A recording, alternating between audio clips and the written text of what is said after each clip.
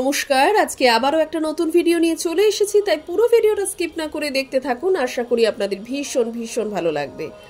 আজকে আমাদের সিটংয়ে দ্বিতীয় দিন। তো সিটং ছেড়ে এবার বেরিয়ে যাব আমরা দার্জিলিংয়ের উদ্দেশ্যে।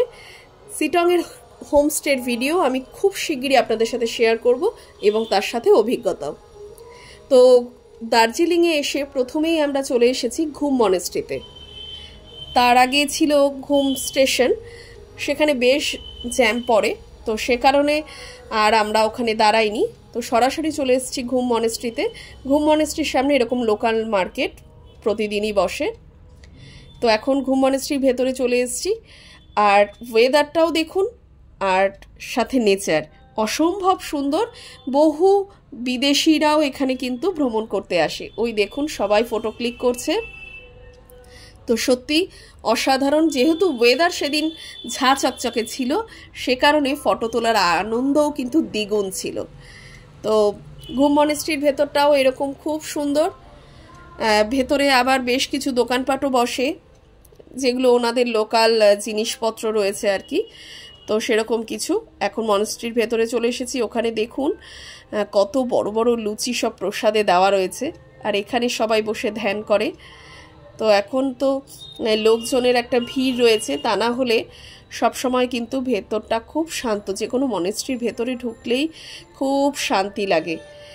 আর বৌদ্ধ মূর্তিগুলো দেখুন কি অপূর্ব সুন্দর। তো ঘুম মনেস্ট্রি দেখেই আমরা আবার পৌঁছে যাব পরবর্তী ডেস্টিনেশনে। পরবর্তী আমরা চলে এসেছি বাতাসিয়া লুপে। বাতাসিয়া লুপেও খুব সুন্দর অ্যাটমসফিয়ার বা খুব সুন্দর পরিবেশ।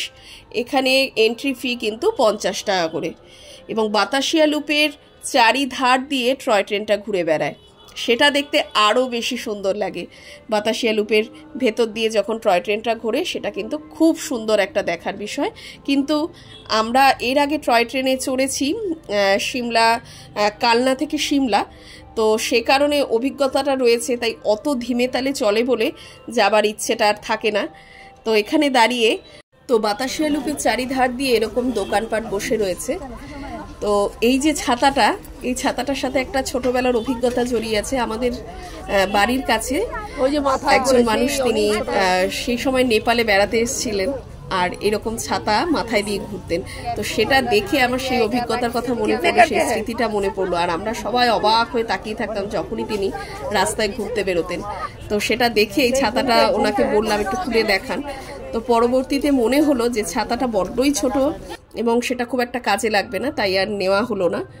তারপর এই যে বাইনোকুলারগুলো রয়েছে, এখানেও এন্ট্রি ফি দিয়ে ওই বাইনোকুলার দিয়ে গোটা শহরটাকে দেখা যায়। আরও অনেক যে স্পট রয়েছে সেটা দার্জিলিং থেকে দেখা যায়। তো সে কারণে বাইনোকুলারের ওখানেও 50 টাকা না কত করে এন্ট্রি ফি রয়েছে। আর এই যে লাইনটা, এটা কিন্তু টয় ট্রেনের লাইন। চারিধার দিয়ে এরকম সারি সারি দোকানপাট। তো এখন টয় ট্রেন আসছে, সেই জন্যই আমরা অপেক্ষা করছি সবাই টয় ট্রেন দেখব বলে। ওই যে বললাম একবার চড়েছিলাম, তো সে কারণে অভিজ্ঞতাটা রয়ে গেছে। এত ধীরে ধীরে চলে যে ঘোরার আর ইচ্ছে থাকে না। এটা নাকি ঘুম স্টেশন হয়ে এরকম বাতাসিয়া লুপের চারিধার দিয়ে ঘোরে, আর এখানেই স্ট্যান্ড বাই হয়।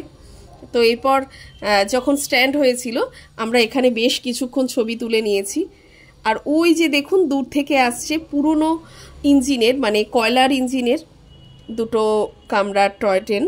তো এটার জন্য অপেক্ষা করছিলাম। আর এটার ভীষণ পলিউশন ছড়াচ্ছিল, তাই চারিধারে যে দোকানপাটগুলো ছিল ওরা ওদের পসরার ওপরে সব একটা করে চাদর বিছিয়ে নিচ্ছে। তা না হলেই এই যে এই কয়লা ধুলোগুলো সব উড়ে উড়ে ওর মধ্যে পড়ছিল। এরপর চলে এসেছি চা বাগানে। তো চা বাগানের সামনে এরকম একটা মশলার দোকানও ছিল, যেখানে 100 টাকা করে মশলার প্যাকেট বিক্রি হচ্ছে। সমস্ত গরম মশলা বা গুঁড়ো মশলা, সব রকমের মশলাই ছিল। তো এরপরে চা বাগানে চলে এসেছি। চা বাগানেও দুর্দান্ত কিন্তু ওয়েদার দেখুন কি সুন্দর লাগছে। এর আগে আমি চা বাগানের ভিডিও আপনাদের সাথে শেয়ার করেছি। তো চা বাগানেও সেদিন বেশ কিছুক্ষণ সময় কাটিয়ে তারপর চলে এসেছি আমরা চিড়িয়াখানায়। চিড়িয়াখানার সামনেই এরকম একটি দোকান ছিল, যেখানে ওই নাম লিখে হাতের ব্যান্ডগুলো তৈরি হয়। তো আমার ভাইয়ের ভীষণ পছন্দ, ও একটা কিনে নিল। তো মানে অর্ডার দিয়ে আসলো এরপর চিড়িয়াখানাতে এই যাবার পথে এই যে বেশ কিছু সারি সারি দোকানপাট বসে। আর চিড়িয়াখানার এন্ট্রি ফি এখন হয়ে গেছে 110 টাকা। আমি 2 বছর আগে এসেছিলাম, তখন কত ছিল আমার ঠিক মনে নেই, তবে এখন 110 টাকা। তো এই চিড়িয়াখানায় ঢুকে এই যে চারিধারে বাঘ মামা আরও কত কী রয়েছে, তার মধ্যে যেটা বিশেষ পাওনা সেটা হচ্ছে এইবার যখন এসেছি তখন যে বাঘটিকে দেখার জন্য সবাই হুড়োহুড়ি করতে থাকে, সে বাঘটি একেবারে সামনে দিয়েই ঘুরছিল, মানে জাস্ট কিছুটা ব্যবধান মাত্র। তো খুব সুন্দর, আপনাদের সাথে সেটা ধীরে ধীরে শেয়ার করব। ওই যে দূরে দেখতে পাচ্ছেন ওটা একটা মিউজিয়াম, তো এবছর আর মিউজিয়ামে যাইনি।